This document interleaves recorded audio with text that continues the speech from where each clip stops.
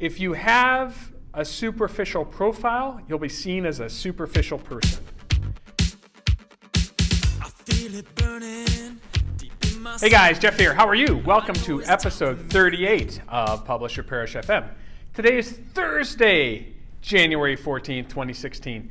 It's right around 4:35, about 25 to 5 on a Thursday night.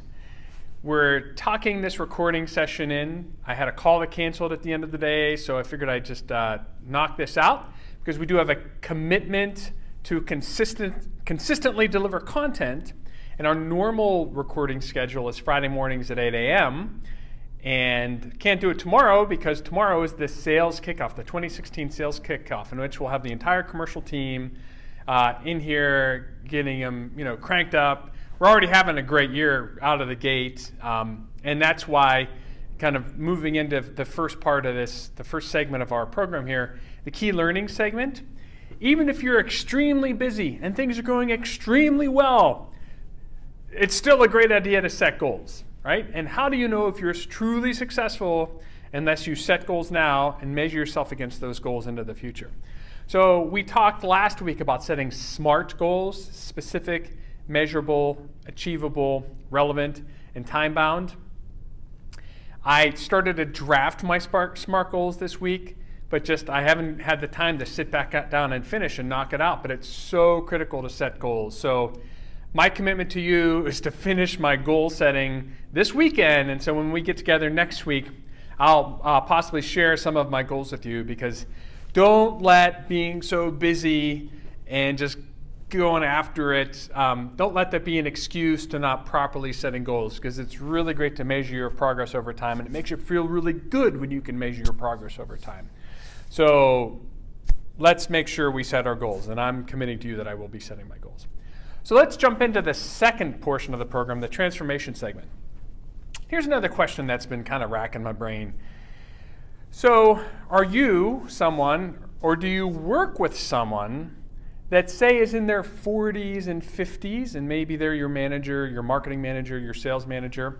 I'm curious to know if they've really embraced social selling, or how they're embracing social selling, or if they're even ignoring social selling, and how you're dealing with that.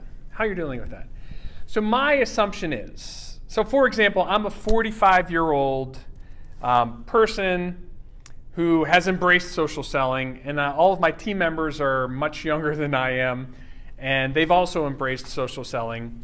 And I've been fortunate enough, basically my knowledge of the internet and my knowledge of digital, that's been a requirement to get a paycheck since since 1999. I've been making a paycheck off of my knowledge of the internet, back in the old days of internet audience measurement and advertising effectiveness. So I've kind of grown up with the medium, even though I'm older than a lot of the folks right out here. So the question is, how do you get that 40, 50-year-old manager to really jump in and realize that the volumetric game is gone and it's all about relevance? And really, sales is very different today than it was even just two years or so ago. The way buyers buy and sellers sell is wildly different. So what's that dynamic like when you have a 40-something-year-old coach that didn't really embrace the internet until recently, possibly, in social media from a business standpoint until recently? How are they coaching and working with you? My assumption is that, looking at the demographics of you, the audience, about 50% of the audience members are under the age of 34, and the other 50% is a pretty even distribution across the other age ranges. So my assumption is that many of you are working with a sales manager in their 40s and 50s that may not be leveraging social media and social selling to the fullest extent. So I'm just curious how you're dealing with that. For example, working with a team. Social selling is fairly new on the scene, in the past year or so.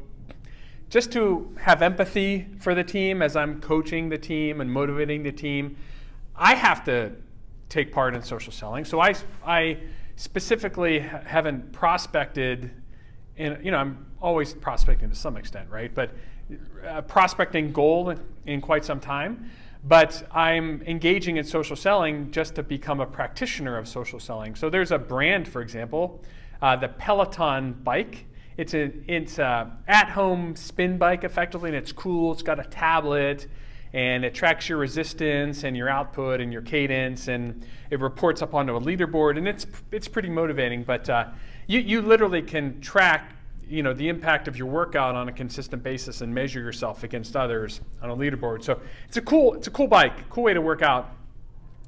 And the Peloton folks are sending me emails, buy the bike, sign up, buy now, even though we already have it and I'm a logged in subscriber. Like I have an account, I'm a subscriber, I've kind of pushed in many workouts. So in the spirit of social selling, I found the CMO on LinkedIn. I pinged her and I said, hey, love the bike, love this one coach, Cody Rigsby, he's really motivating. And oh, by the way, your frequency capping is off. And that's kind of an advertising technical term. But the spirit of my email was, you are wasting your money on all of the Facebook ads you're serving me, and the fact that your CRM system is not reconciled to your email and advertising databases. And that's what we do every day, right? We help clients really just nurture their prospects into long-time loyal customers. And that being my day job, I just offered advice. And I sent her a screenshot and I said, hey, you may want to share this with your team to make sure that you're reconciling your records on a consistent basis so you're not wasting money and being ineffective in your advertising and just killing your ROI and actually killing your customer loyalty. So that's all I did. I just offered a helpful tip. I got a pretty quick response back. And so the goal today is I've shared that with the team that I'm a practitioner, that I can identify with their challenges in social selling. And it's also kind of a motivation for me to see if I can turn this engagement that I have into an opportunity and into a piece of business, into a close-won deal, and possibly look at managing their nurture marketing, communicating with their prospects, using intelligent lead scoring, or running their advertising and cleaning up their retargeting effort. So anyway, that's just kind of interesting. That's what I'm curious about.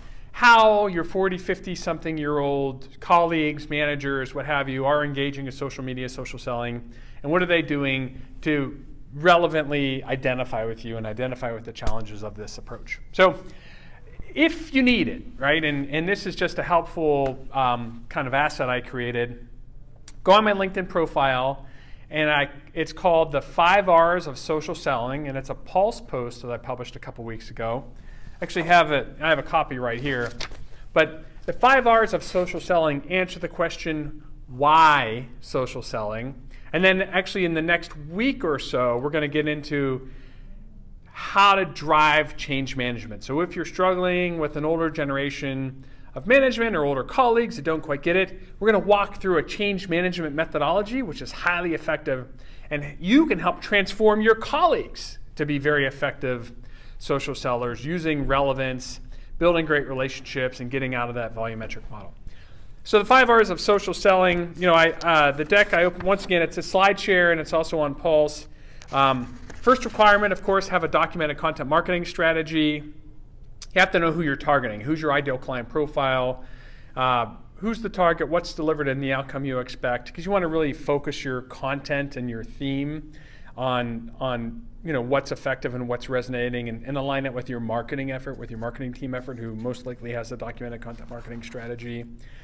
The 5 R's of social selling are reach, relevance, response, recognition, and relationships. And I have a nice little visual with a heart in the middle for, to signify relationships. So we're not going to run through these 5. I mean, it's pretty self-explanatory. You can download it off a SlideShare.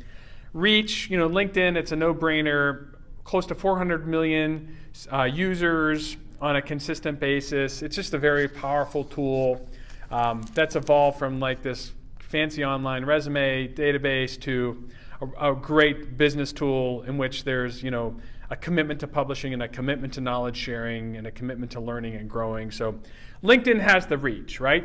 No doubt LinkedIn has the reach. It's a great platform for self-identified information, much better than some of those data platforms where you're downloading email addresses from several years ago. The next R, relevance, right? Relevance. You can listen and learn to your prospects and monitor account activity, monitor lead activity, and just find out what trips their trigger, right? Where they go to school, what content are they sharing, interesting hobbies, interesting community involvement. What can you find out about them to be relevant to them to strike up a conversation? And that's, that context really helps to establish a better relationship and to kind of just a better way to connect. The third R, recognition.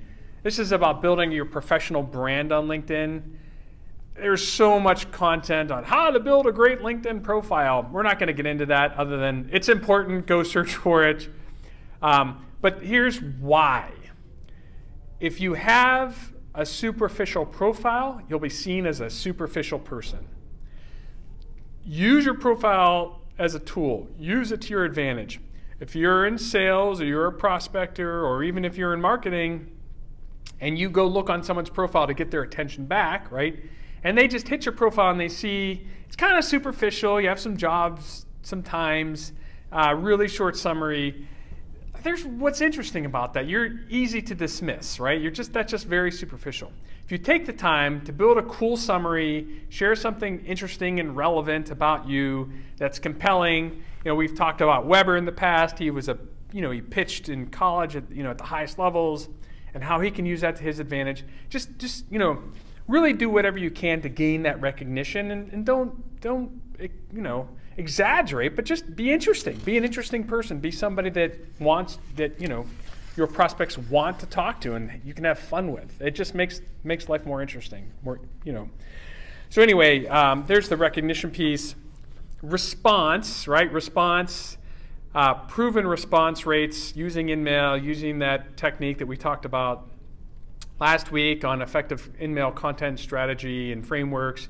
If you take this approach, that also we published in Impulse, your response rates can range from 50 to 60%. So of course, InMail is the way to go. Once again, always being relevant and always being helpful and sharing and solving problems. And the last, and this is the big one, the goal of all this, relationships. The relationships that you build are the goal. Because we're not just volumetrically prospecting, capturing an email address, capturing a name and a phone number, capturing an appointment.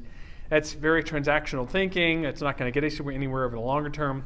We want to build, establish and build great relationships that will leverage over time. I'm doing business with people today that I met 10 years ago.